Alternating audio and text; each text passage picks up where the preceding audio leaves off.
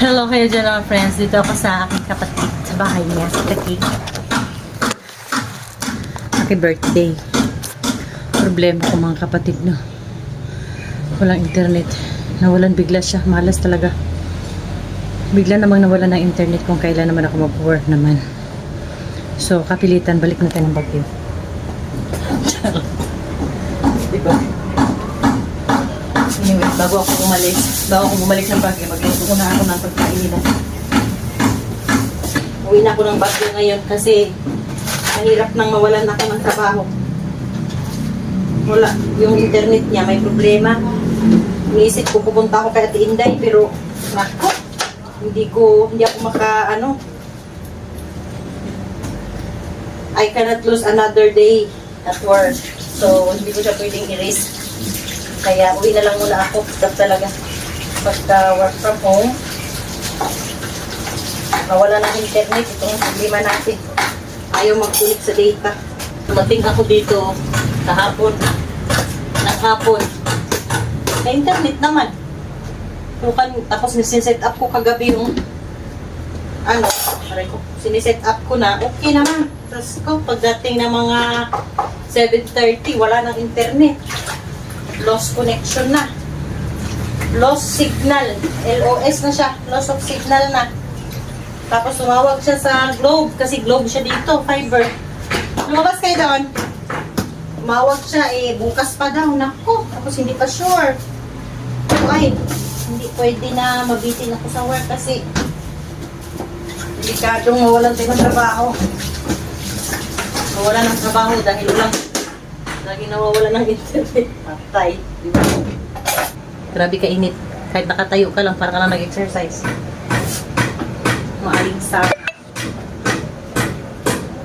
Yung talagang kalaban sa work from home, no? Yung nawawalan bigla ng ilaw, nawawalan ng internet, tapos yung data naman natin dito sa Pilipinas, hindi nakakasustain. Kaya ang hirap. Anyway, bye-bye mga friends. See you sa Baguio. Ito yung niluluto natin. Diba? Ganyan talaga ang kaldero. Ang kaldero ay rice cooker. Ngayon, survivor. May kapatid ko na ito. So, ganyan. Tour ko muna kayo sa bahay ng aking kapatid, no? Yes. Kaya mukat lang here.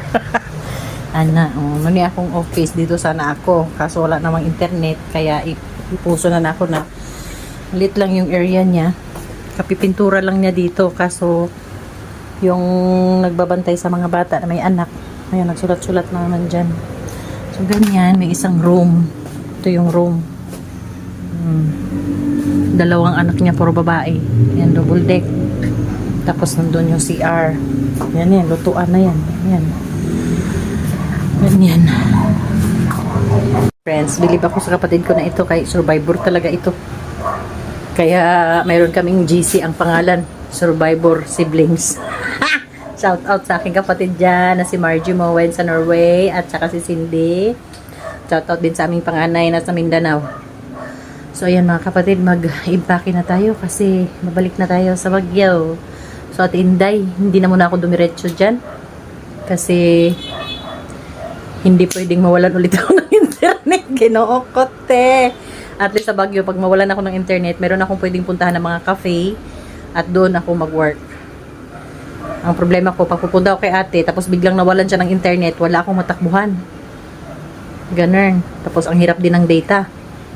So, hindi natin pwedeng i-risk, no? Kasi, importante talaga ang trabaho. Baka mawalan tayo ng work. Mahirap mag-apply. So, ayun. Sugar nine. Mag-impake na muna ako. Mag-impake na muna tayo mga friends. So, para lang akong nalibang dito. Nalibang lang jud ko. Ani lang ko para nalibang. Pumunta lang ako dito para umebak. Nag-birthday naman kami kahapon. Panood niyo yung upload ko. Birthday niya. Simple lang ba?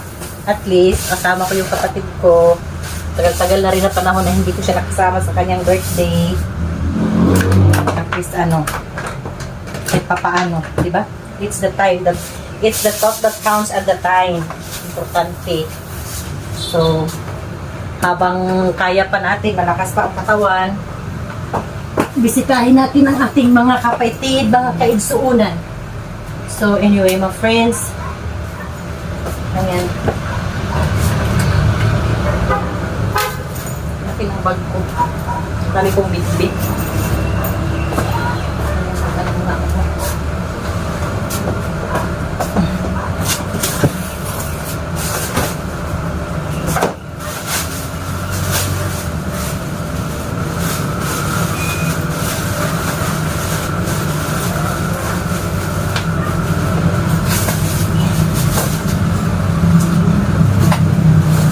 Sabi ko sa kanya, hatid niya na ako sa sakayan ng bus. Kita na lang kami doon kay Ate Inday, doon kami magpasko. Sana Lord, huwag naman kaming mawala ko ng trabaho.